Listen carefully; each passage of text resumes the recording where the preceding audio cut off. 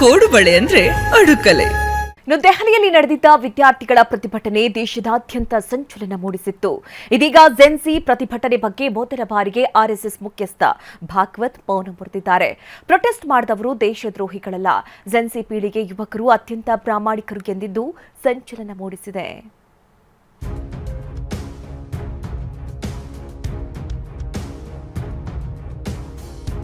ಹಿಂದಿನ ಪೀಳಿಗೆಗಿಂತ ಜೆನ್ಸಿ ಪೀಳಿಗೆಯ ಯುವಕರು ಪ್ರಾಮಾಣಿಕರು. ಪ್ರತಿಭಟನೆ ಮಾಡಿದ್ದಕ್ಕೆ ಅವರು ದೇಶದ್ರೋಹಿಗಳಲ್ಲ ಎಂದ ಆರ್ಎಸ್ಎಸ್ ಮುಖ್ಯಸ್ಥ.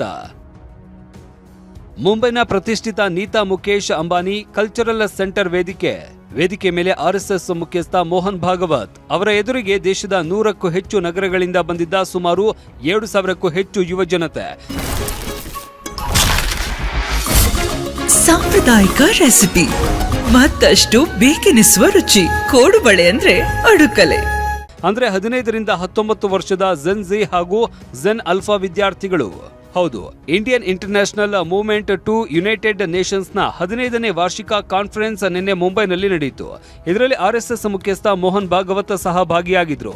ಇತ್ತೀಚೆಗೆ ದೆಹಲಿಯಲ್ಲಿ ನಡೆದ ವಿದ್ಯಾರ್ಥಿ ಹೋರಾಟಗಳು ಹಾಗೂ ಯುವ ಸಮುದಾಯದಲ್ಲಿ ವ್ಯವಸ್ಥೆಯ ಬಗ್ಗೆ ಇದ್ದ ಅಸಮಾಧಾನದ ಬಗ್ಗೆ ಯುವ ಜನತೆಯ ಜೊತೆ ನೇರ ಸಂವಾದ ನಡೆಸುವುದಕ್ಕೆ ಆರ್ಎಸ್ಎಸ್ ಈ ಹೆಜ್ಜೆ ಇಟ್ಟಿತ್ತು. ಯುವಕರ ಮತ್ತು ಆಡಳಿತ ವ್ಯವಸ್ಥೆಯ ನಡುವಿನ ಅಂತರವನ್ನ ಕಡಿಮೆ ಮಾಡುವುದು ಈ ಭೇಟಿಯ ಅಜೆಂಡಾ ಆಗಿತ್ತು. ಈ ಕಾರ್ಯಕ್ರಮದಲ್ಲಿ ಮಾತನಾಡಿದ ಆರ್ಎಸ್ಎಸ್ ಮುಖ್ಯಸ್ಥ ಮೋಹನ್ ಭಾಗವತ್ ಇವತ್ತಿನ ಜೆನ್ಜಿ ಪೀಳಿಗೆ ಬಗ್ಗೆ ಸಾಕಷ್ಟು ಪ್ರಶ್ನೆಗಳಿಗೆ ಉತ್ತರಿಸಿದ್ರು. ಆಜ್ಞೆ ಪಾಲಿಸುವ ಕಾಲ ಮುಗಿದಿದೆ. ಇಂದಿನ ಯುವಕರು ಪ್ರಶ್ನಿಸುತ್ತಾರೆ. ಪ್ರಜಾಪ್ರಭುತ್ವದಲ್ಲಿ ಯುವಕರಿಗೆ ಪ್ರತಿಭಟಿಸುವ ಹಕ್ಕಿದೆ. ಸುಧಾರಣೆಗಾಗಿ ಅವರು ಬೀದಿಗೆ ಇಳಿದ ತಕ್ಷಣ ಅವರನ್ನ ದೇಶದ್ರೋಹಿ ಅಂತ ಕರೆಯಬಾರದು ಅಂತ ಭಾಗವತ್ ಖಡಕ್ ಆಗಿ ಹೇಳಿದ್ದಾರೆ.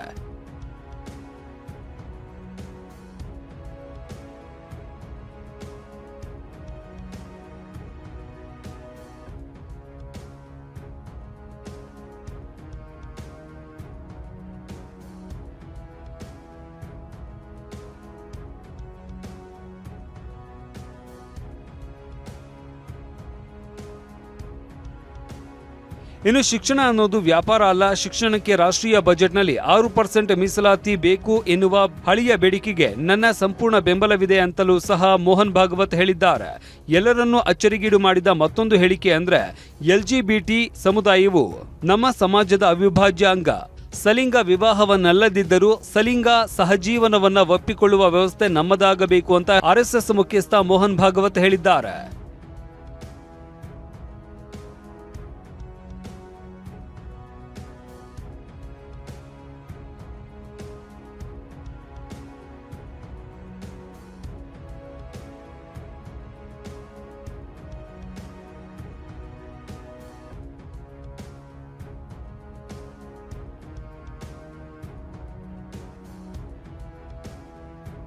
ಅಸಮಾನತೆ ಇರುವವರೆಗೂ ಮೀಸಲಾತಿ ಇರುತ್ತದೆ.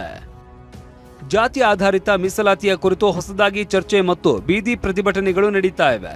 ಈ ಬಗ್ಗೆ ಮಾತನಾಡಿದ ಮೋಹನ್ ಭಾಗವತ್ ಅಸಮಾಧಾನತೆ ಇರುವವರೆಗೂ ಮೀಸಲಾತಿ ಇರುತ್ತದೆ ಅಂತ ಹೇಳಿದ್ದಾರೆ. ಮೀಸಲಾತಿಯಿಂದ ಲಾಭ ಪಡೆದವರು ಆ ಸೌಲಭ್ಯಗಳನ್ನ ಬಿಟ್ಟುಕೊಡುವಷ್ಟು ಉದಾರತೆಯನ್ನ ಹೊಂದಿರಬೇಕು ಅಂತ ಭಾಗವತ್ ಅಭಿಪ್ರಾಯಪಟ್ಟಿದ್ದಾರೆ. ಒಟ್ಟಿನಲ್ಲಿ ಕೇವಲ ಆಜ್ಞೆ ಮಾಡುವ ಬದಲು ಯುವಕರ ಪ್ರಶ್ನೆಗಳಿಗೆ ತಾರ್ಕಿಕ ಉತ್ತರ ಕೊಡುವ ಮೂಲಕ ಜೆನ್ಜಿ ಮನಸ್ಸು ಗೆಲ್ಲುವುದಕ್ಕೆ ಆರ್ಎಸ್ಎಸ್ ಮುಂದಾಗಿದೆ.